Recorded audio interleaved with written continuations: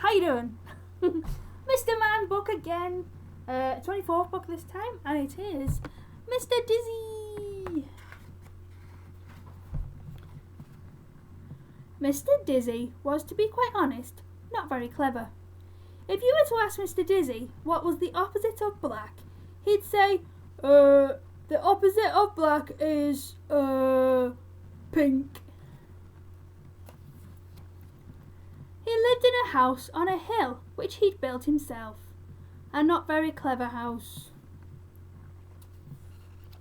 One of Mr. Dizzy's problems was that he lived in a country where everybody else was terribly clever. Cleverland. Even the birds were clever in Cleverland. Everything and everybody in Cleverland was clever. You'll never see a worm reading a book anywhere else but Cleverland. Poor Mr. Dizzy. Everything around him was so clever it made his head spin. One morning, Mr. Dizzy was out for a walk when he met a pig. What's big and grey and has big ears and a trunk? Said the clever pig to Mr. Dizzy. A mouse? Said Mr. Dizzy. The pig laughed sarcastically at Mr. Dizzy and went off shaking his head. Then Mr. Dizzy met an elephant. A clever elephant. What's small and furry and likes cheese? The elephant asked cleverly. A pig, replied Mr. Dizzy. The elephant laughed down his trunk. A pig? Ha! He trumpeted. A pig? You silly man! And off he went. Poor Mr. Dizzy. Mr. Dizzy decided he didn't want to talk to anybody else that day, so he went for a walk in the wood, where he knew that he wouldn't meet anybody. He felt very miserable about not being clever, and as he walked along, a tear trickled down his cheek. Poor Mr. Dizzy. Then, in the middle of the wood, he came across a well. Little did Mr. Dizzy know that it was a wishing well. The day was warm, and so he decided to take a drink of water from the well. Mr. Dizzy drank deeply, but he was still unhappy. Oh, I wish I could be clever, he sighed.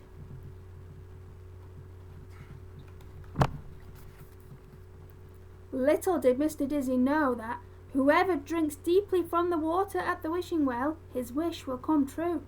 And Mr. Dizzy had wished that he could be clever, and his wish had come true. He was clever, but he didn't know it. Not yet. On the way home, Mr. Dizzy came across the elephant and the pig he had met earlier. They were telling each other about how they had made Mr. Dizzy look silly by asking him a question he couldn't answer. They were giggling and sniggering about it when they saw Mr. Dizzy approaching from the wood. Here he comes again, giggled the clever pig. Let's ask him another question, sniggered the clever elephant. Mr. Dizzy came up to them. Tell us, said the clever pig, trying to keep a straight face, what's white and woolly and goes baa?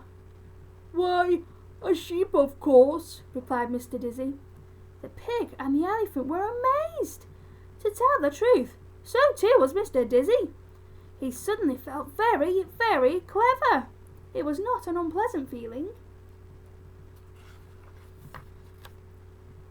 Tell us, said the clever elephant, what has 4 legs, a tail and goes woof?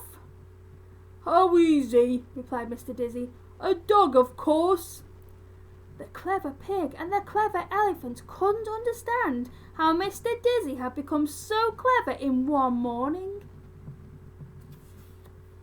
Mr. Dizzy couldn't understand how he had become so clever in one morning. But we know how he became so clever in one morning, don't we? Now, let me ask you a question, said Mr. Dizzy to the pig.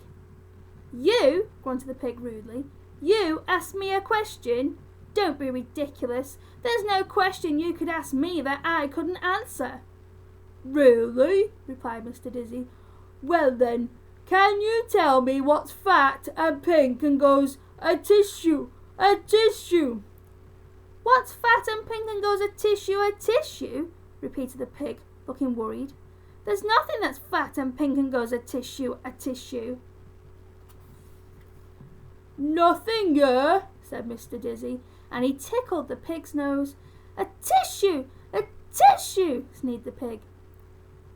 The answer is you, said Mr. Dizzy. You're fat and pink and you're going a tissue, a tissue. The clever pig looked downright, if not down left, miserable. Mr. Dizzy turned to the elephant, who incidentally had stopped sniggering. Now, said Mr. Dizzy, let me ask you a question. What's large and grey and goes doppet, doppet? What's large and grey and goes doppet, doppet? Repeated the elephant, looking worried. There's nothing that's large and grey and goes doppet, doppet. Oh, yes, there is, grinned Mr. Dizzy. There certainly is something that's large and grey and goes doppet, doppet. And he tied a knot in the clever elephant's trunk. Doppet, doppet, cried the elephant, who wanted to say stop it, but couldn't talk properly with a knot in his trunk.